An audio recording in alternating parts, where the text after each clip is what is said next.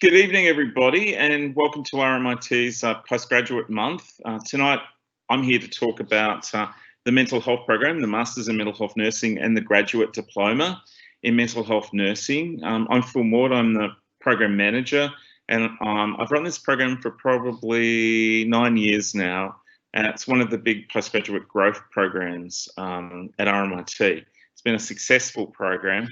At the end of this session, there's going to be a question and answer session, so there'll be time for you to actually post questions. I think you can do that while I'm talking, and I'll come to them at the end. But we'll also have a feedback form for you, and that's really important to us at RMIT to understand how you've received this information, if we can make it clearer, or we could do it in a different way for people. Thank you very much. I'll look at the next slide. Yeah, so RMIT also wants to acknowledge the Indigenous people and the Aboriginal people of our area in Melbourne. So Wominjeka means welcome to the Victorian Aboriginal language in the Wurundjeri people, and we acknowledge the Wurundjeri people and the people of the Kulin nations that surround our lands and are where we do our business, and we acknowledge their elders past, present and future. So this webinar, it will be recorded and it will be sent via email with the slides within 24 hours to you. You can also email me if you have any questions after the presentation. And as I said, we'll have open questions at the end of this webinar. So write them down. I might actually answer them as we go. Hope we do. And please complete the brief survey that I've mentioned. Next slide, please. So why mental health nursing? First of all, our program is a postgraduate program for registered nurses who are working in mental health. And that's very important for us to position ourselves in that particular field. We don't run a generic program. We don't run a program for allied health practitioners or enrolled nurses. So everyone who comes into this program is a registered nurse and is working in some aspect of mental health. And that could be in homeless teams, in forensic services, in prisons, in addiction services, but they'll largely be working in public or private mental health services across Australia. The Royal Commission into Mental Health Services in Victoria has come out, and with that has come a lot of recommendations for funding, expanding services and supporting the work that we do in Victoria. We're world renowned for excellent work in recovery. But one of the great things about mental health compared to general nursing is we're constantly reflecting on how we can do better for the consumer. So mental illness, it's with almost half of Australians estimated to be living with a mental illness at some point in their lives. There's a great need for mental health nurses working in the profession. And we have this recovery focused care to occur, and we do a lot of our work in partnership with the consumers. Every health service will also have a lived experience worker helping to shape the service so that it becomes much more consumer friendly. And so too the Mental Health Act, which is a big wieldly legal document, but a lot of it is the focus on protecting the consumer, protecting people who are a danger to themselves or others, and all the processes that we put in place to help people get into the service and be treated fairly and with equity. You'll also be somebody who want to care for people in crisis, because the people who come into the public mental health service system are particularly people who are very unwell. They're usually psychotic or depressed. They can be suicidal, and they need quite a lot of care. They'll also sometimes have physical health care needs that are related to the neglect of the body, or it could also be related to the medications that they're taking. And you'll be seeking specialisation. To gain the specialisation as a mental health nurse, you need to have a postgraduate diploma as your basic qualification. Go to the next slide, please. So why mental health nursing? Well, I went into nursing. I wasn't sure what I really wanted to do. Knew I wanted to work in a health service. I was the first person in my family to go to university and the first person in my family to not be a baker or a chef. I've got generations of those, but I was fascinated by hospitals and I wanted to work with people. And when I went in to my training, I felt that the areas where you spent more time with the person and the family were the areas that I actually preferred to the sort of really high energy acute areas where people progressed. So they were neurosurgical and mental health in particular, and addictions. And I learned a lot doing addictions because I learned to go out into the street and outreach people and work with people that were very hard to reach.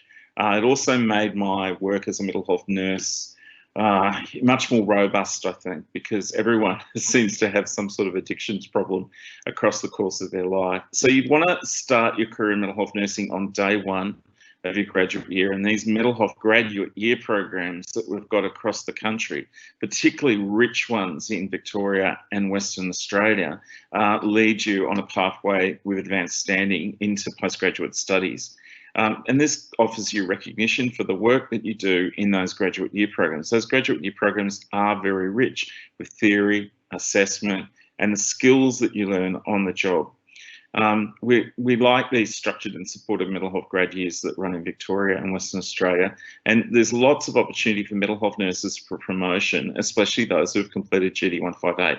So the Department of Health and Human Services in Victoria and other states as well provides specialty allowances for people who have completed graduate diplomas. And graduates of GD 158, they can complete a master's with just 4 more courses of study, and you'll learn from some of the examples that I give you that our master's is very clinically focused. Whereas grads who go to other universities and complete a grad dip in mental health, they have to come in and do 50% of the master's, so they end up doing 6 courses of study.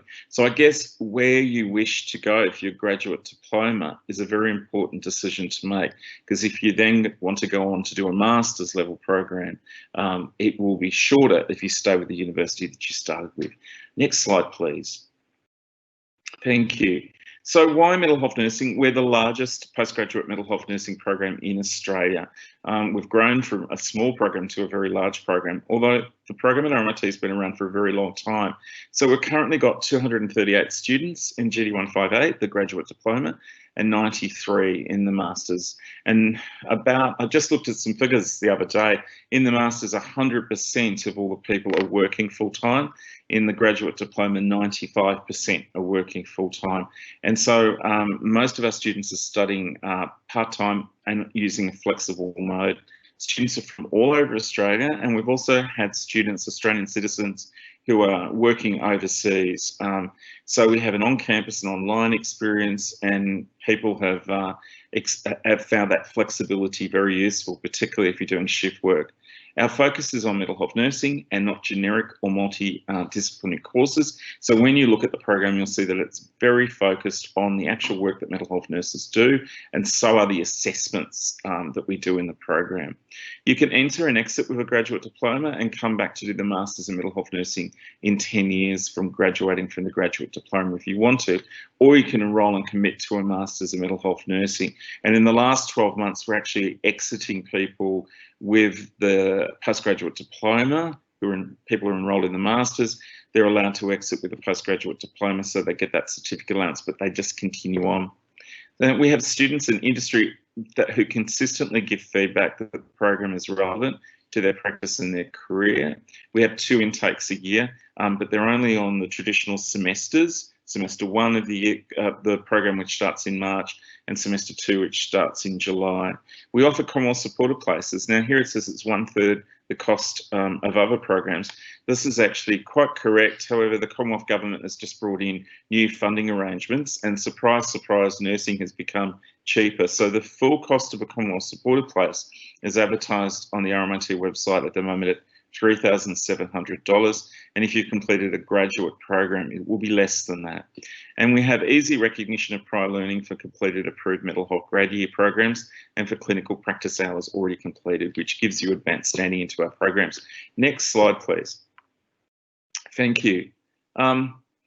So to gain entry into our program as a registered nurse working in mental health, you need to provide us with just 3 documents. That's all we're interested in. The system will ask you for anything that you put up for some reason, so it's a bit frustrating, but only these 3 documents: evidence that you're a registered nurse with the Nursing Midwifery Board of Australia, a copy of your BN transcript with marks, and evidence that you've completed a graduate year in mental health whilst a registered nurse, or you're currently completing a graduate year program, or you got an offer to go into a graduate year program in 2021, okay? But if you haven't got a graduate mental health nursing program, we want evidence that you've completed 840 hours or 6 months working in mental health as a registered nurse. Now, many of the health services across Victoria are offering what they call transition programs for general registered nurses who would like to come into mental health, and they assist them in this program. And if you complete those transition programs, you get advanced standing into our program and recognition of the work that you do at that hospital. And if people are interested in hearing about some of those programs, drop me an email and I'll link you with some of the health services. The department, I am told, is going to create 60 new positions in the new year. So that's expanding across Victoria. Next slide, please.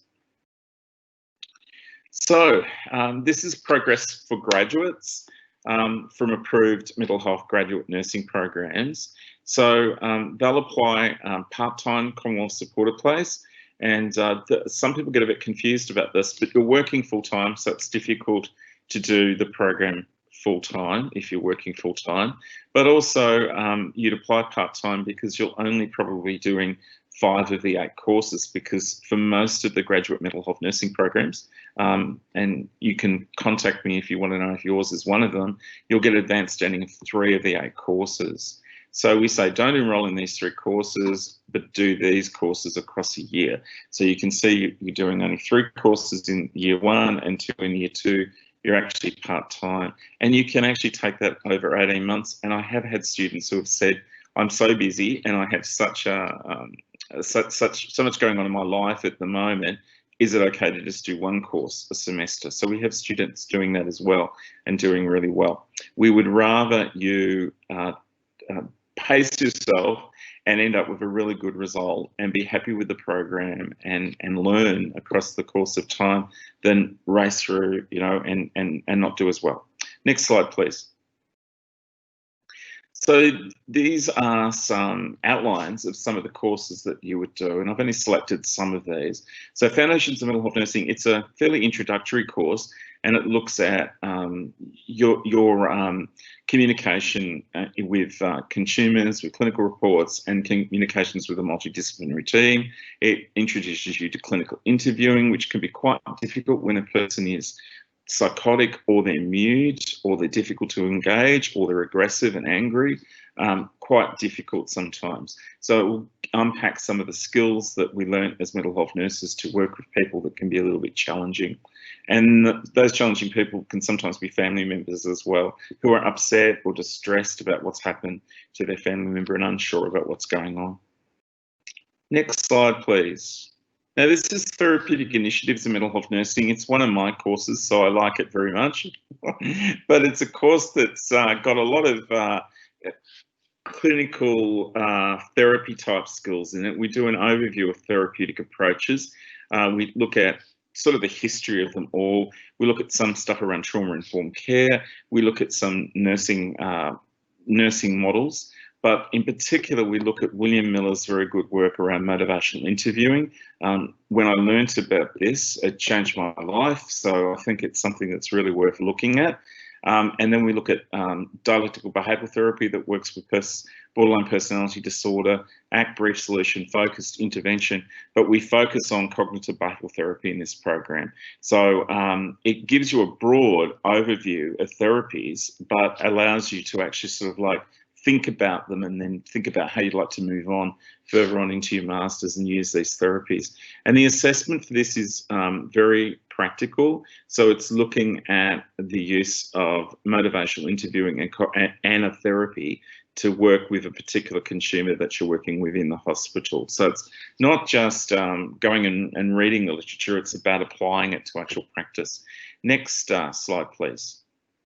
And then we have a course called Dual Diagnosis and Community Work, and it's split in that way. And this course is also very practical. So I provide an overview of some of the concepts of addiction and dual diagnosis.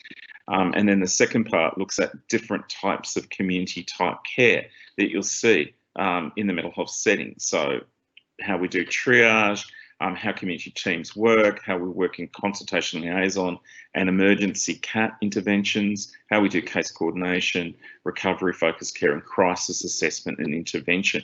And the assessment for this is incredibly practical. So you work with a consumer, a mental health consumer, filling in a complete assist tool on their drug and alcohol intake, and you make recommendations for their care, thinking about change models and Miller's work.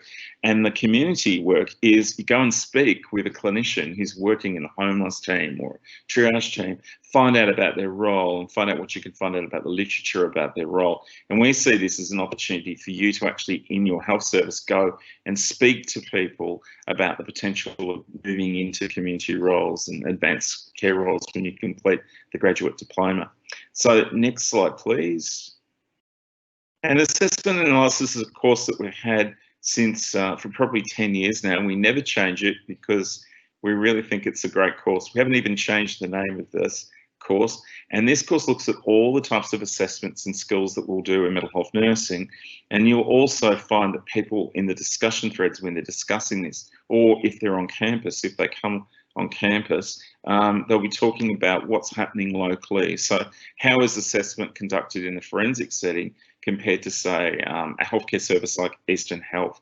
And the focus on this is on mental status assessment, but it's also looking at more finely tuned tools assessing for anxiety, depression, suicide, self-harm, specialised assessment with Indigenous and LGBTIQ people, how we differ between younger and older people, and family assessment tools. So it's a very useful course to take. Next slide, please. And this is another course that I take that I actually really like running. It's like our research course, but it's not really. It's about consuming research. We call it Health Inquiry Critique.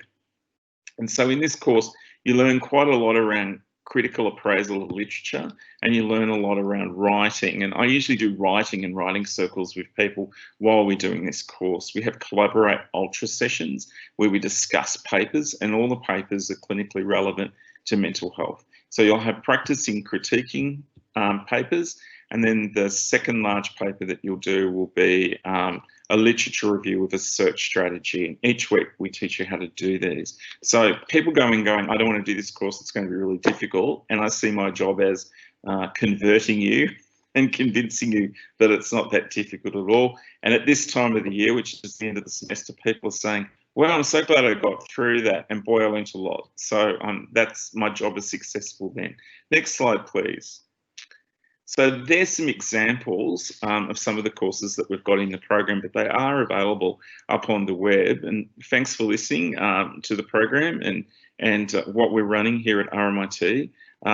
If you have any questions now, I think we'll look at those and address them. I think there might be some over on the side here.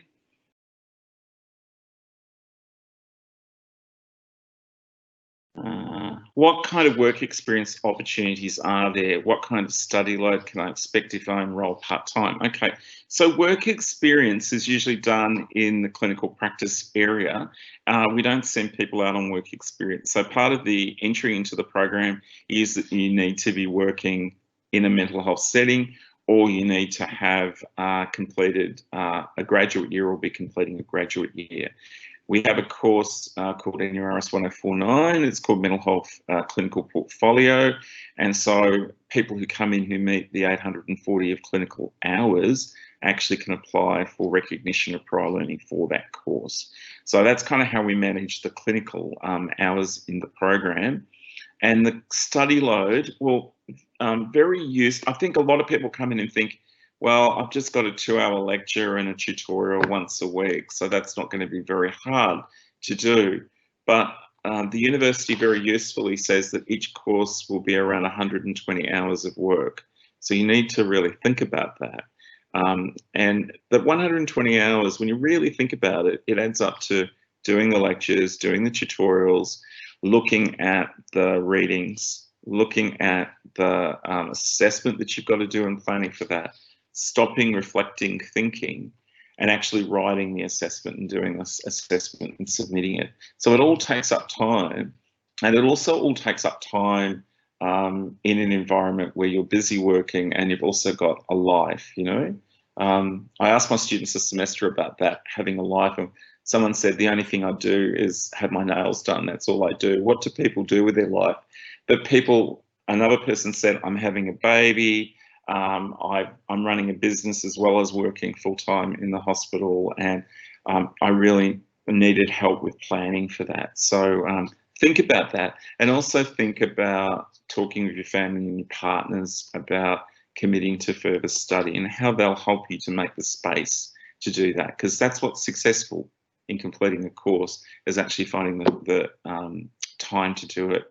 And one of the most rewarding aspects of working in this field, and the most challenging, well, I'm sure I've had more rewarding days than I've had challenging days, that's for sure.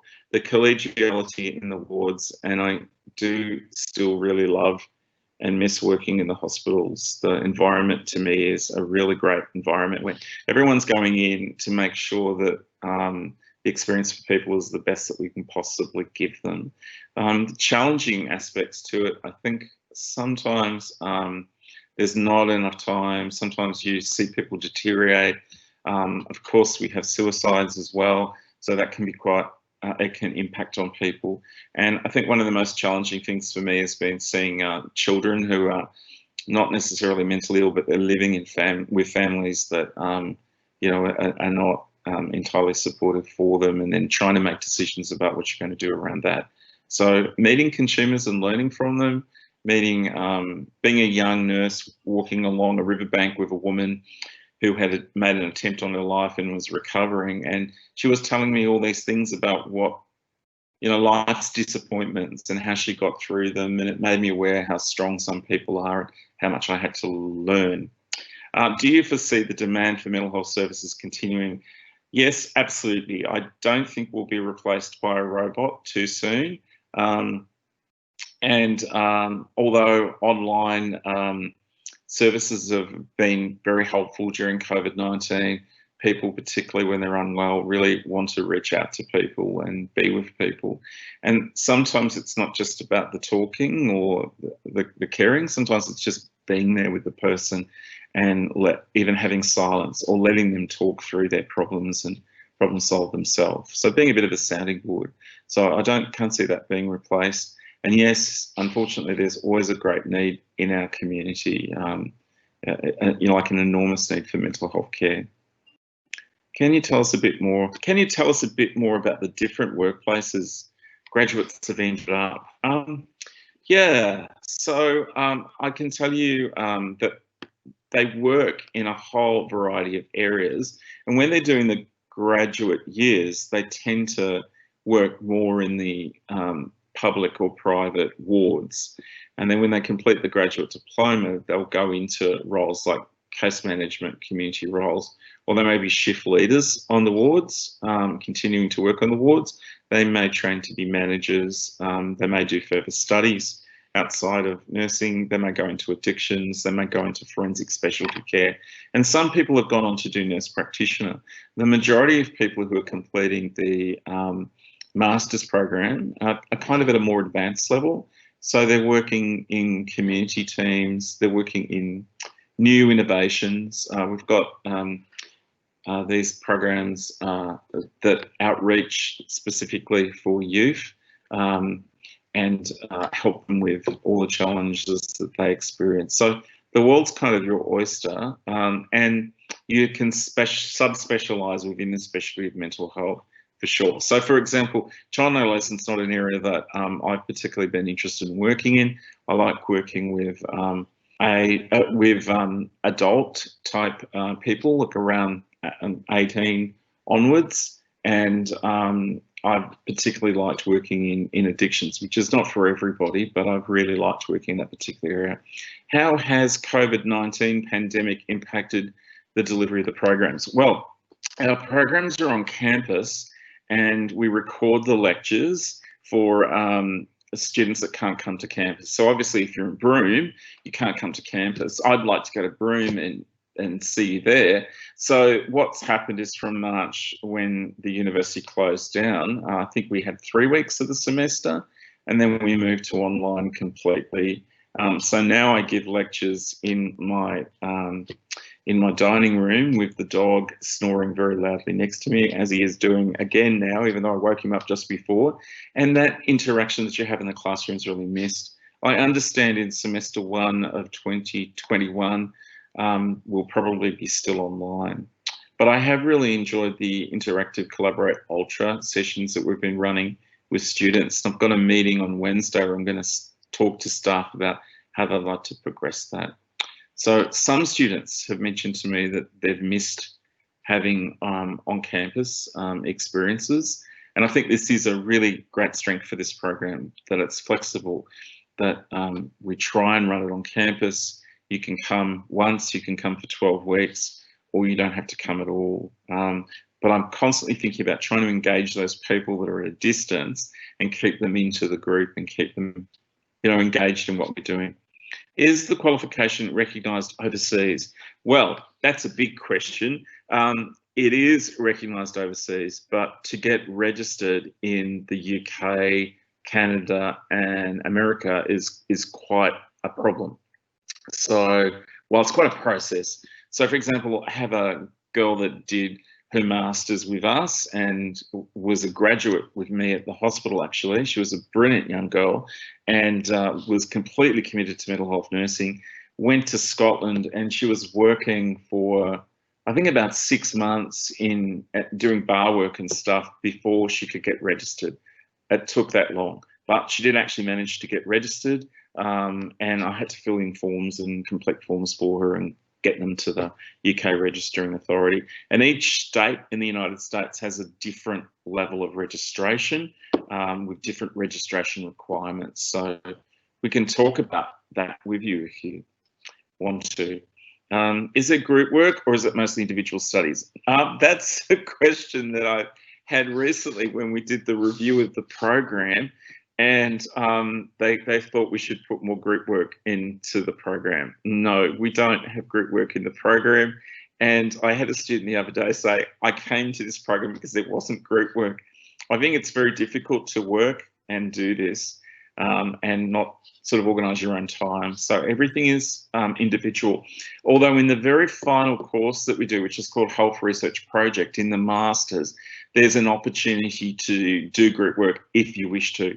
No one has elected to do that today, but we have a project that we've been working with Fine Arts at RMIT, and the big first week in November there'll be an exhibition of work around growth and trauma, and the students of the Masters of Mental Health Nursing and the students of Fine Arts could come together and actually work on projects or collaborate with each other.